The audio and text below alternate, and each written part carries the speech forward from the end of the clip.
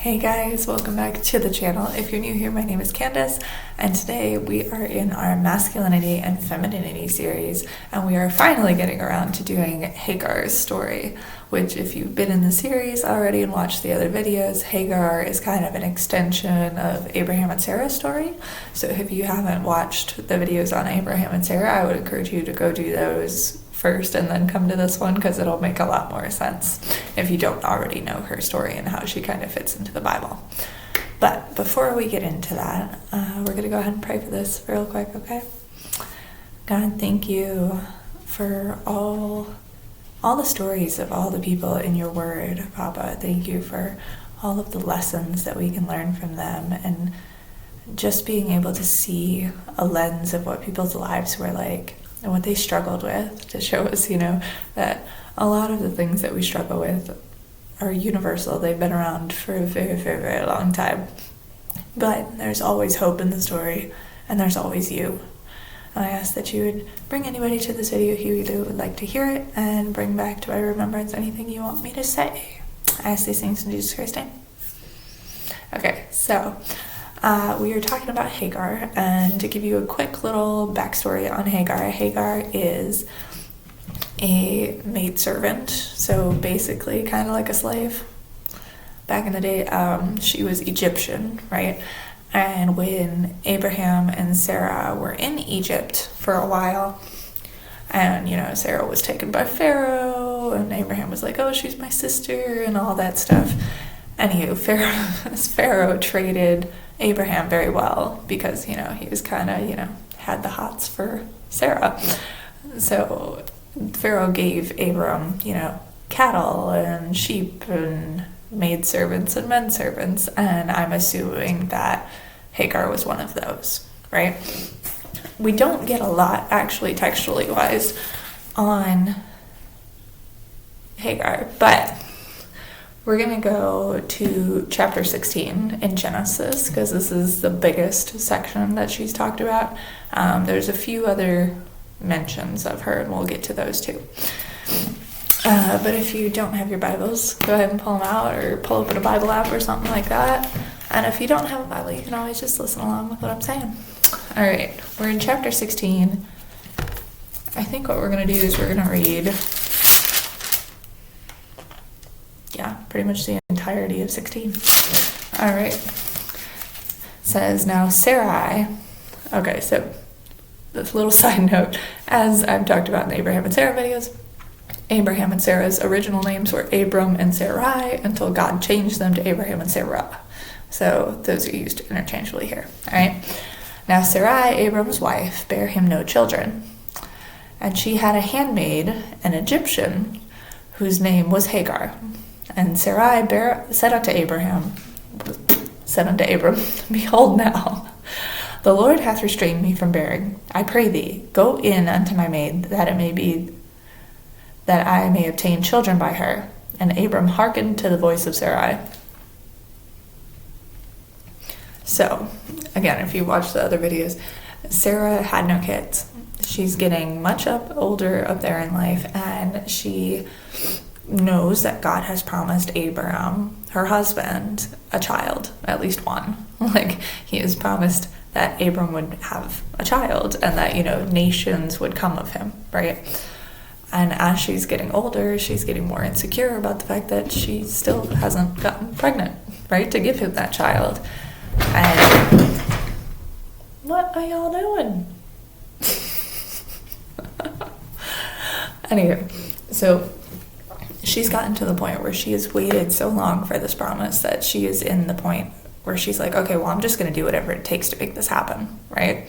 A lot of us get there into the striving part, and striving is never a good idea when you're waiting on God's promise or waiting on him to move. We know this, right? But this is where Sarai was at. She's like, okay, I'm just going to make it happen. But I can't imagine, being like, okay, so I can't have kids. So in this weird kind of surrogacy thing, I'm going to have my husband go sleep with my servant to make her pregnant to have a child for me. I don't know, as a woman, I find this a weird decision to make. You know, like, I don't know, I wouldn't want my husband sleeping with somebody else, right? You know, like, what are you doing? Kitties everywhere. But then if you think about this from Hagar's point of view, right? Okay, so she's working for Sarah. She's like, this is my job. I'm supposed to, you know, do what she wants me to do. You know, like, she left her homeland of Egypt because she was given to Abram like a piece of cattle, you know, like she was given, and now she has to go and she has to live with these people, right? So you're living with them, you're working for them. And then all of a sudden, can you imagine your boss coming to you and be like, oh, so on top of all the other work I've given you, I'm going to have my husband have sex with you so you can have a child for me. I can't even imagine. Like, I can't even imagine what went through her mind when she was informed of this, okay? And of course, you know, Abram is not guiltless here, okay? Because he listened to Sarai's crazy plan and then decides to go along with it. Moving on. And Sarai, Abram's wife, took Hagar, her maid, the Egyptian, after Abram had dwelt 10 years in the land of Canaan, and gave her to her husband, Abram, to be his wife. Now here's the thing. We know from these stories, right, that Abram and Sarai, like, they love each other, right? Like, Abram doesn't love Hagar. They're using her, right? They're using her to try and get a child. And I know there are a lot of women out there who have been on the receiving end of being used. Like, you're hoping you'll get love out of it. You're hoping you'll get, you know, companionship or something out of it. So maybe you agree to something, and then you realize, no, that guy was just using me for sex. Or, you know, like, they're tough situations to be in. And I can imagine Hagar was feeling pretty crummy. And he went unto Hagar, and she conceived. And when she saw that she had conceived, her mistress was despised in her eyes. Well, yeah. That I am not surprised by at all. Of course she's angry. You know, like, you basically had your husband almost rape me, in a way, or rape me, and then now have the child that you want. You know, like, of course she's angry. Of course she's mad. She's feeling, like, ill-used. She's feeling unloved. And for us women, right, feeling loved is, like, our number one need, right? And she's not getting that. I mean, it's one thing to be somebody's servant. It's another thing to basically have your body be used as a vessel for somebody else, right? Like, it's a whole nother level of problematic. And Sarai said unto Abram, my wrong be upon thee. Yikes. I have given my maid into thy bosom, and when she saw that she had conceived, I was despised in her eyes. The Lord judge between me and thee. I had a whole conversation about this with you guys in the video on Abraham and Sarah. I'm like, so she had the crazy plan. She convinced her husband to go along with said crazy plan. And then when said crazy plan works, except there's unintended consequences of said crazy plan, now she's like, well, you know, it's your fault, Abram, not mine. You know, which kind of goes back to what we said about Adam and Eve, right? When we were talking about Adam and Eve, how when, you know, they got discovered of, yeah, you ate the fruit that you weren't supposed to eat. Adam passed the buck to Eve, the buck of blame to Eve, and then Eve passed it to the serpent, you know? So not taking accountability here. And let's move on. But Abram said unto Sarai, behold, thy maid is in thy hand, do to her as it pleases thee. And when Sarai dealt hardly with her, she fled from her face. So Abram obviously doesn't love Hagar, right? Like, I mean, he's taking care of her, like, financially, you know, food, clothes, stuff like that, I imagine, because technically she's a part of, you know, his group of people, so it's his job to provide. But other than that, he doesn't seem to care for her at all. He's like, this is your problem, Sarah. You go deal with her. And so, of course, Sarai is feeling guilty because she strived. She's, now being like, oh, nuts, what did I do? Because now the woman who is now carrying my child hates me. And so she goes, what does she do? She goes and she deals hardly with her. And Hagar decides to run away. And the angel of the Lord found her by a fountain of water in the wilderness, by the fountain in the way of Shur, the way to Shur. And he said, Hagar, Sarai's maid, whence camest thou? And whither wilt thou go? And she said, I flee from the face of my mistress Sarai. And the angel of the Lord said unto her, return to thy mistress, and submit thyself under her hands. Now, so she ran away. She's in the wilderness by some water, just sitting there. I mean, you're pregnant, you're alone, you have no one protecting you, no one taking care of you, no one loving you, no husband, right? Pretty much. And the angel comes down and is like, well, what are you going to do? Where are you going to go? And all she can think about is how much hurt she's feeling, right? How much she's aching inside and how much she just wants to get away from this situation. So she's like, I'm fleeing. I'm fleeing from Sarah, right? Now, of course, the angel of the Lord is sent by God, and God knows, what her future is going to be already. So God tells her to go back. Can you imagine the amount of inner strength that must have taken, even having that word like directly from, God to the angel to you? Dealing with a hard situation like that where you're feeling like horrible. You're feeling alone, you're feeling abandoned, you're feeling rejected. And now you have to go back. Like, a lot of inner strength in Hagar just to stand up and go back, right? And the angel keeps talking here. And the angel of the Lord said unto her, I will multiply thy seed exceedingly, that it shall not be numbered for multitude. And the angel of the Lord said unto her, behold, thou art with child, and shalt bear a son, and shall call his name Ishmael, because the Lord hath heard thy affliction. So here's the thing. There's a lot of women out there, right, who have been rejected by men, or abused by men, or used and treated horribly, right?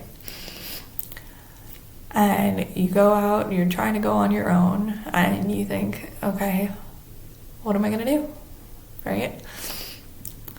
And, I know how difficult some of these situations can be. I can only imagine what was going through Hagar's head, right?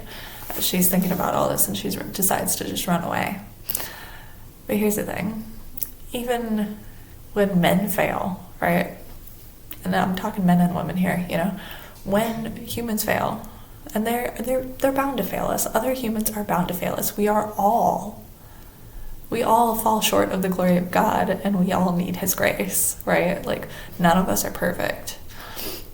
And when somebody else fails you, right, what's important to know is that God sees you. God sees you. He knows what you're going through. He hears your cries. He hears your affliction. He hears the prayers that you say in the dead of night when nobody else is around but you, right? He knows the pain you're in. He knows what's happening on both sides of the equation. But here's the thing, Hagar is in that culture, right? She's a servant. She's lowest of the low. She's on par with the cattle, value-wise. But God deliberately sends an angel to her to talk to her face to face. He doesn't do that with Sarah. Just saying, God knows, and he gives comfort to those who really need it. And he will be there for you at your worst, right? And even at your best, but especially at your worst. Let's keep going.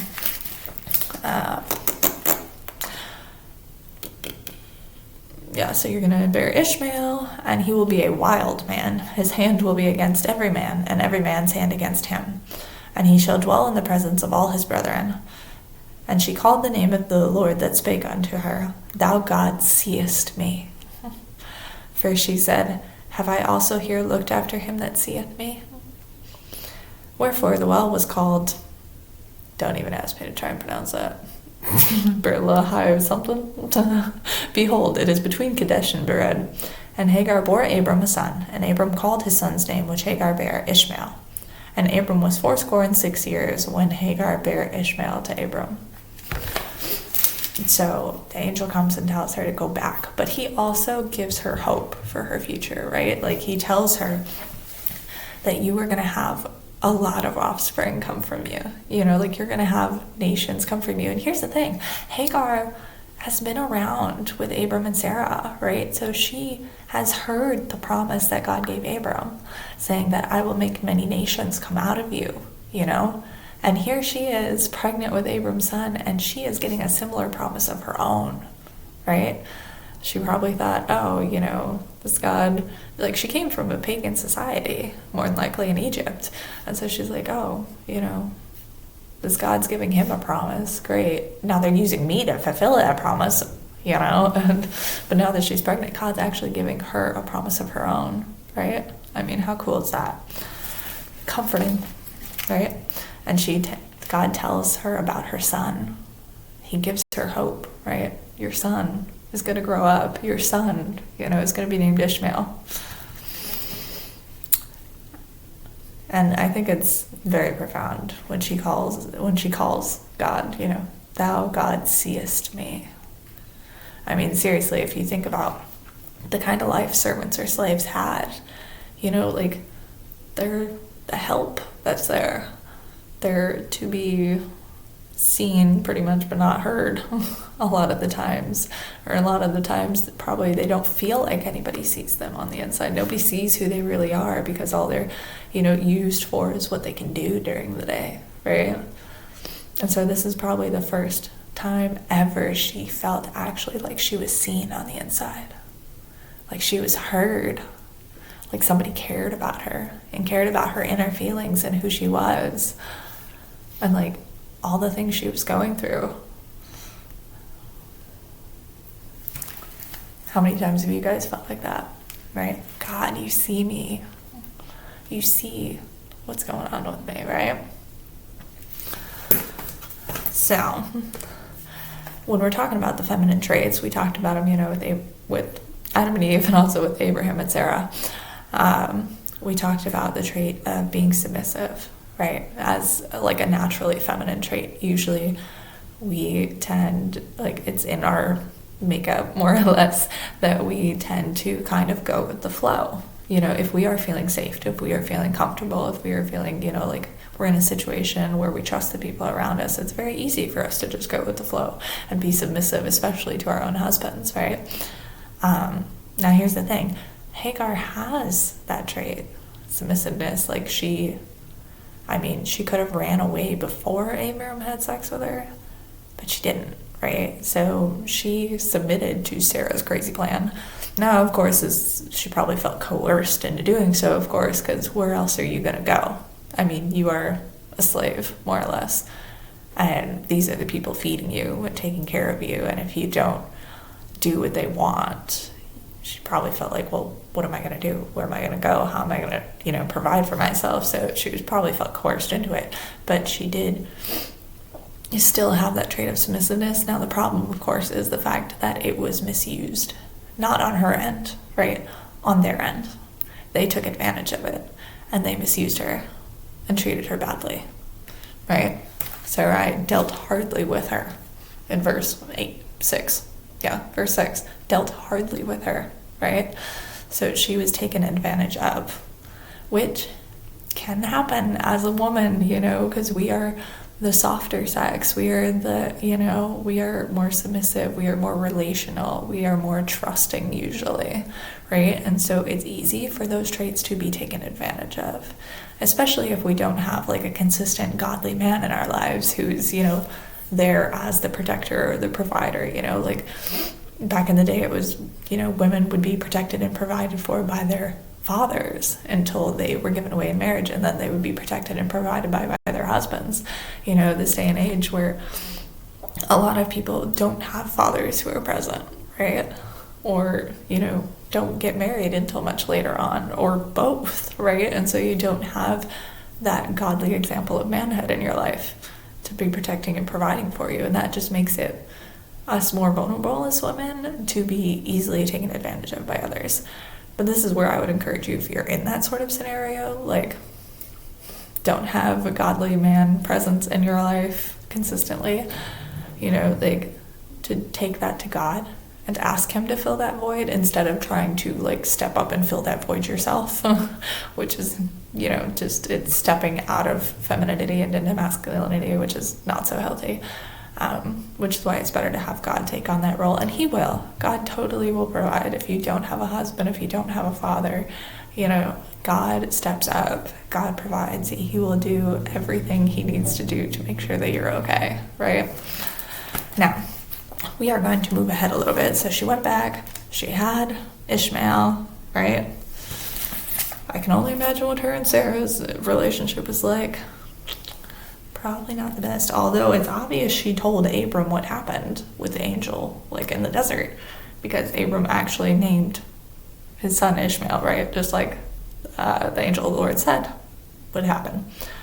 We're going to skip to chapter 17. We're going to go verses 18 through 21. Now, this is where Abraham is talking to God, and God finally says, like, before he had said that, you, Abram, will have nations come out of you, right? But now he is finally saying that the nations coming out of you are going to come from your wife, Sarah. Like, she's the one providing you with a kiddo, not Hagar. That's the one I wanted to promise with, So we're going to go verse 18 and 8. So Abram is like, okay, wait. I'm going to be 100 years old and Sarah's going to be 90. Like, how are we going to have a kid? Because, of course, Sarah's past menopause at this point. So verse 18, and Abraham said unto God, oh, that Ishmael might live before thee. In other words, he's kind of like, okay, what about Ishmael? Because here's the thing. She went back. She had Ishmael, right? And then they're still living with Abraham and Sarah.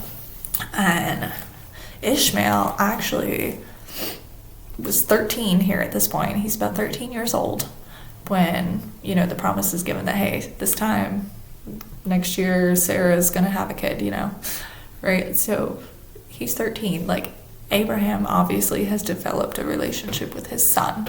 He may not have developed one with Hagar. Like, that it doesn't seem to be the case from the text that we have. But he loves his son, right? Are you playing? So it's obvious he loves his son because he's worried about his son's well-being here. And God said, Sarah, thy wife, shall bear thee a son indeed, and thou shalt call his name Isaac, and I will establish my covenant with him for an everlasting covenant, and with his seed after him. And as for Ishmael, I have heard thee. Behold, I will make him fruitful, and will multiply him exceedingly. 12 princes shall he beget, and I will make him a great nation. But my covenant will I establish with Isaac, which Sarah will bear to thee at this set time in the next year. Right? So God had a plan all along. His plan was that Abraham and Sarah were going to have the child, the promised child, right? And the nation would come out of him. Now, of course, they strove. They tried to make it happen themselves, ended up with Ishmael. Now, God, of course, has grace in this scenario, right? He doesn't just say, well, Ishmael doesn't matter. No, he actually, says, I'm going to make Ishmael great too. Even though you guys screwed up, even though you guys went ahead of the plan and tried to do things your own way, like, I'm still going to have grace and take pity and make Ishmael, successful as well. Right? We're going to go to chapter 21. This is, I think, the last bit that's talked about Hagar and Ishmael. Chapter 21, verses 9 through 21. And Sarah, now this is after Sarah had Isaac. Okay, Sarah had Isaac. Isaac gets to the point where he's old enough. He's weaned. He's not breastfeeding anymore, and so they throw a pate, right? And Sarah saw the son of Hagar the Egyptian, which she had borne unto Abraham, mocking. Now here's the thing. It doesn't give us any text of, whether Sarah and Hagar decided to be civil with one another, whether they were driving each other bananas all the time. Like, we don't know, right? Now, we do know that Ishmael is, 14 years old here. No, he was 14 when Isaac was born. Isaac's probably almost...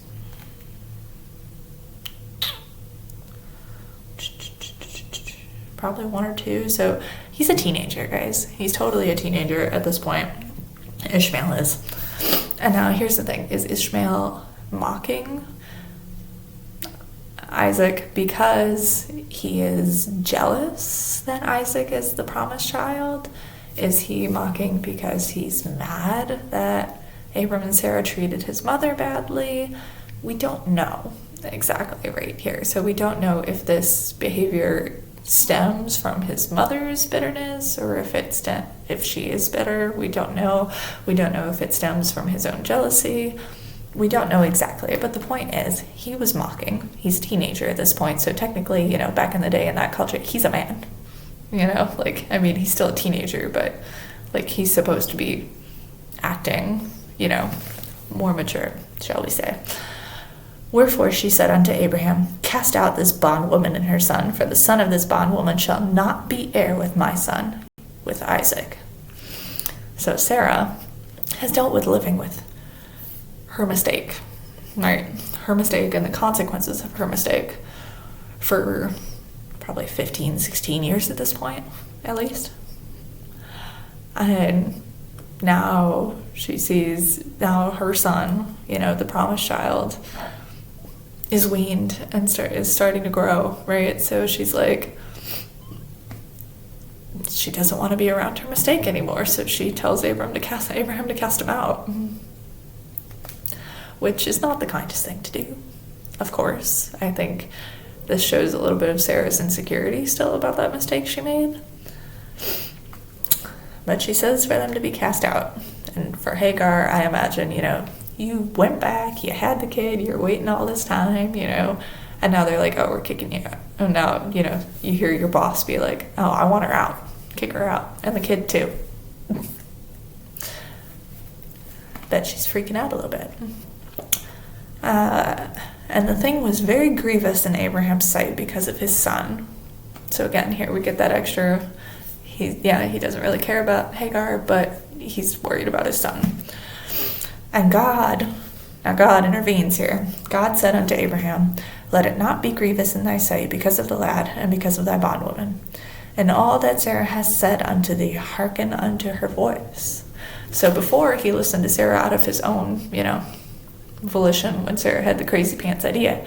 But now God is saying, no, yes, I want you to listen to what she's saying. Right? For in Isaac shall thy seed be called. And also of the son of the bondwoman will I make a nation, because he is thy seed.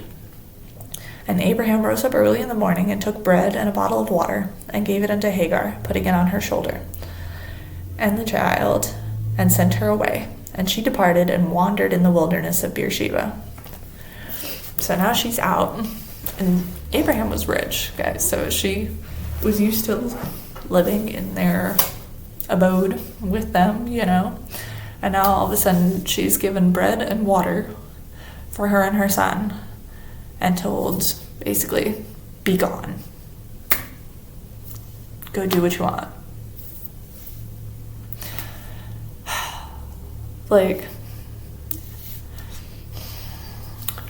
What gets me here is the fact that, Abraham doesn't give them, a sack of money or, anything else. Just bread and water. That's not very much to be leaving with, and it's not going to last very long. As we can see again, Abraham is not the one providing for Sarah, for Hagar and for Ishmael. He is not the one taking on that provider role. He is not the one taking on that leadership role, that manly role for them in their lives now. I mean, yes, he probably was a father. He was a father to Ishmael, and helped raise him. But now, Ishmael has to deal with his dad being like, yeah, you're out, too. So, not the best. situation all around for them.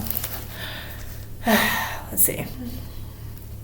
And the water was spent in the bottle, and she cast the child under one of the shrubs. And she went and sat her down over against him a good way off, as if it were a bow shot. For she said, "Let me not see the death of the child." And she sat over against him, and lifted up her voice and wept.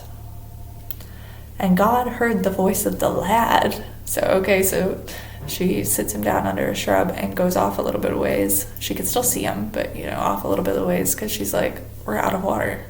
Like, he's going to die. We're going to die. We're out of water. We got nothing to drink. We've got nothing to eat,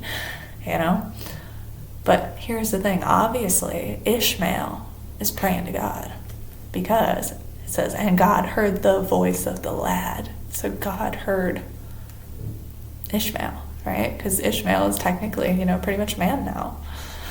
And the angel of God called to Hagar. So he heard him and called to Hagar, like, hey, let's talk. And said to her, "What aileth thee, Hagar? Fear not, for God hath heard the voice of the lad where he is. Arise, lift up the lad, and hold him in thine hand, for I will make him a great nation." And God opened her eyes, and she saw a well of water, and she went and filled the bottle with water and gave the lad drink. And God was with the lad, and he grew and dwelt in the wilderness and became an archer. And he dwelt in the wilderness of Paran, and his mother took him a wife out of the land of Egypt. And that is the last we hear of them. So, when we were talking about masculine and feminine traits, back when we were talking about like Adam and Eve and stuff, let's see if my notes are here. Yeah, we talked about for women, a lot of the traits is we are more receptive, we're more relational, like we are, softer. And for the men, they're supposed to be, their worth is connected a lot with their purpose. They're initiators, leaders, bigger responsibility, and providers and stuff like that, right? Now, for Hagar, you can tell that she's relational, right? The first thing she's worried about when she leaves is she's worried about her son, okay? Like, she is like, we're out of water. Like, we're gonna die, like, she's like, I don't want to see him die. Like, she loves her son, right? And all she's ever wanted, probably is love from other people and to be seen, to be heard, right? And God provided that for her when she was pregnant and she ran away, right? And I can only imagine that she's probably praying and talking to God in the meantime. I would hope so.